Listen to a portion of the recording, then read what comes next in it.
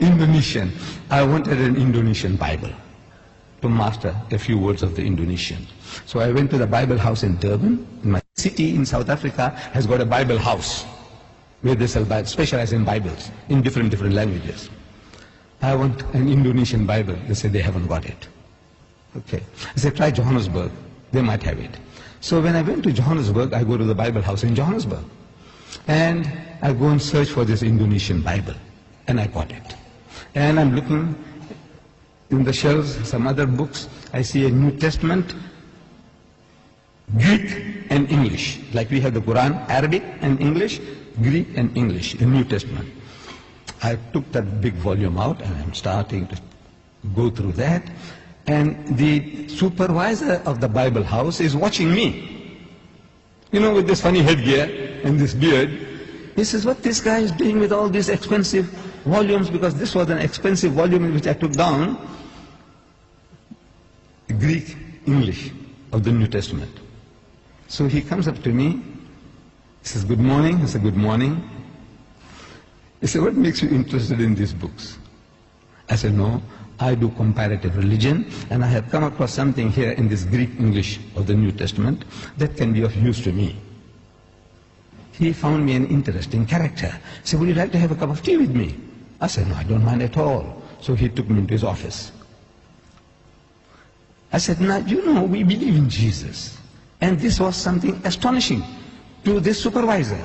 And all the supervisors in South Africa of the Bible houses are retired reverends.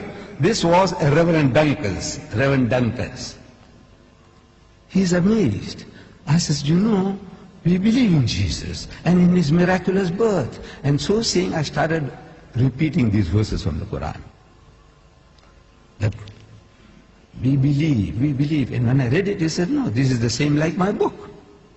What you are saying now, that when the good news is given to Mary, the mother of Jesus, in the Holy Quran, she says, قَالَتْ رَبِّ أَنَّ يَكُونُ لِي وَلَدٌ وَلَمْ يَمْسَسْنِي بَشَرٌ. She said, oh my Lord, how can I have a child when no man has touched me? Which means physically, sexually. No man has touched me. So the angel says, قَالَ كَذَلِكِ اللَّهُ يَخْلُقُ مَا يَشَاءُ. Even so, Allah creates what He wills. إِذَا قَضَى أَمْرًا فَإِنَّمَا يَقُولُ لَهُ كُن فَيَكُونُ. Whenever He decrees a matter, He merely says to it, be, and He wills it and the thing comes into being. So the Reverend says, man, this is the same as my book. I said, yes, on the face of it, it's the same. But if you look at it intently, you'll find the difference between my version and your version is chalk and cheese. You people know chalk and cheese? You know the difference between chalk and cheese? The Canadians didn't know. The Canadians, I'm telling you, when I went to Canada, I spoke about chalk and cheese. They didn't hear that phrase before. We, the English people in South Africa, we know, everybody knows chalk and cheese. Chalk and cheese may look like white, but it's that's poles apart. You can't eat chalk, but you can eat cheese. No? But the Canadians didn't know. The Canadians didn't know. I'm telling you. I don't know whether you people know. Difference between chalk and cheese. The poles are, in other words, poles apart. She said, how?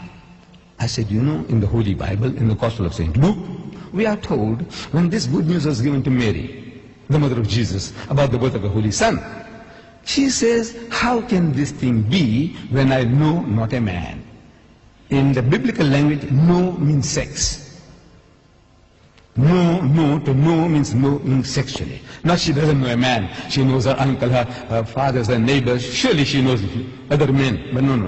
No in the biblical language means sex. In the Quran it says, no man has touched me. Again, it means not touched me, means had sex. Both the Quran and the Bible are saying the same thing. The replies to them are revealing. In the Holy Bible, the answer to Mary's protest was that the Holy Ghost will come upon thee. I'm reading the Bible to you. Luke. The Holy Ghost will come upon thee, and the power of the Most High will overshadow thee.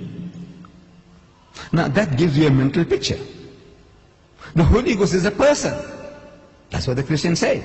The Father is a person, the Son is a person, and the Holy Ghost is a person, but they're not three persons, but one person. I don't know whether you heard that expression before. But He's a person. This Holy Ghost will come on Mary. How? it gives in your mind. It makes you think, how? Like a man and a woman, like a bull and the cow. How? The Almighty will overshadow her. How? No, it gives you a mental picture. So I'm suggesting that it gives you a mental picture. How the Holy Ghost will come on her. We know it's a miracle. We agree it's a miracle. But the language that you are using, the language is down-to-earth language. The Quran says, وَإِذَا قَضَى أَمْرًا فَإِنَّمَا يَقُولُ لَهُ كُن فَيَكُونُ. For God to create Jesus without a human father, he says, kun, he says, be, and it is. For him, it's just to will it, and he comes into being. So, I'm asking the Reverend, I said, now, between these two versions, we are both trying to say the same thing. We are both trying to give the same message, that he was born miraculously. There's no doubt about that. But I said, which version would you prefer to give to your daughter? The Quranic version or the biblical version? We are both trying to say the same thing. He said, he bowed his head down in shame, and he said he would prefer to give the Quranic version. This is Reverend Dunkers, the head of the Bible Society in Johannesburg.